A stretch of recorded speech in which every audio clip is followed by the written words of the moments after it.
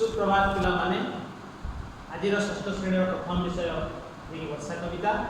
से विषय आज पढ़ा। तेणु पिला माने ऋतुचक्र अनुजाई वर्षा एक ऋतु आम साधारण वर्ष के भितर आम 6टी ऋतु अनुभव कर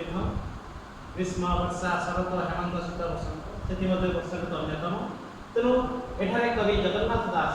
वर्षा ऋतु सकल ऋतुर सार बोली कही वर्षा ऋतुर गुणावली विषय वर्णना कर। तेणु विषय ज्ञापन आम कवि विषय जाना जगन्नाथ दास ठीक 15 शताब्दी जन्म ग्रहण करते ओडिया साहित्य सामान्य कृति जो अच्छी से ओडिया भागवत तुलाजना अर्थकोइली रोहिणी स्तुति दारु ब्रह्मगीता इत्यादि। यही महान आत्मा जन्म होता पुरी जिलार कपिलेश्वर शासन में लेखा जो कृति जो सी आज अमर होती कृति अति बड़ी उपाधि दि जाती अति बड़ी जगन्नाथ। तेणु पिला कविताटी कवि पाठ करवा या हूँ भागवत आसी यह नवाक्षरी छंद रचित। तेणु भागवत पढ़ार एक शैली अच्छी। तेणु एमती पढ़ा जाए हेमंत ग्रीष्म काल गला वर्षा ऋतु प्रकाशिला सकल ऋतुंकर सार शस्य संपद मंचपुर मेघ मिले शून्य पथे बिजुली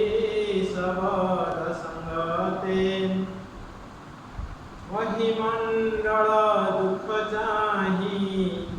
जल छाड़िला दोष होई बरस पदे मेघमाल गर्जिण बरसंती जल। पिला माने ग्रीष्म ऋतु पर धरापृष्ठ अवतरण कर वर्षा ऋतु। यही वर्षा ऋतु में धरणी राणी शस्य सबुजिमार भरी जाइए चारिड़े शस्य संपद भरपूर हो जाइए। यही समय को नहीं कविता रचना कर जगन्नाथ दास हेमंत ग्रीष्म काल यही भाव में ग्रीष्म काल जा धरणी राणी वर्षा धरणी पृष्ठ विराजमान कर वर्षा ऋतुर आगमन में कौन ना सकल पृथ्वी सारा धरणी राणी सारा पृथ्वी विश्व कौन शस्य संपद भरपूर हो जाइए। गचर पत्र झड़ा गचरे पत्र हड़ी खाद्य शस्य पृथ्वी भरपूर हो जाइए। सकल ऋतुंकर सार जिते सब 6टी ऋतु जो कहीगले ग्रीष्म वर्षा शरत हेमंत शीत बसंत से जो वर्षा ऋतु श्रेष्ठ ऋतु बोली कही सार ऋतु सार अर्थ श्रेष्ठ सकल ऋतुंकर श्रेष्ठ बोली कही शस्य संपद मंचपुर है ये अर्थात मंचपुर अर्थ मध्यमंडल कठिन शब्द है मंचपुर अर्थ मध्यपुर महिमंडल धरापृष्ठ कौन हो खाद्य शस्य भरपूर हो जाए। यही समय कौन है वर्षा ऋतु कौन हुए ना आकाश में मेघखंड गुड़िक भासी बुलती। तेणु से कहते मेघ मिले शून्य पथे बिजुड़ी शबद संगत आकाश में खंड खंड धला मेघ कला मेघ सब भासी बुली सहित मेघ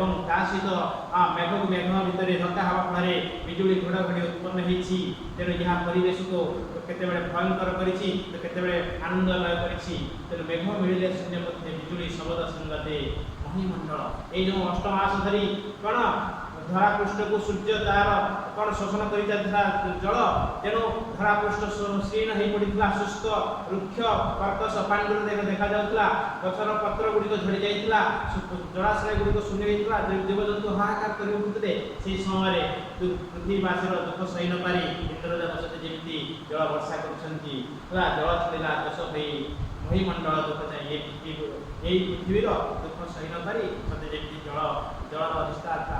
देवता इंद्रदेव कौन कर जल वर्षा कर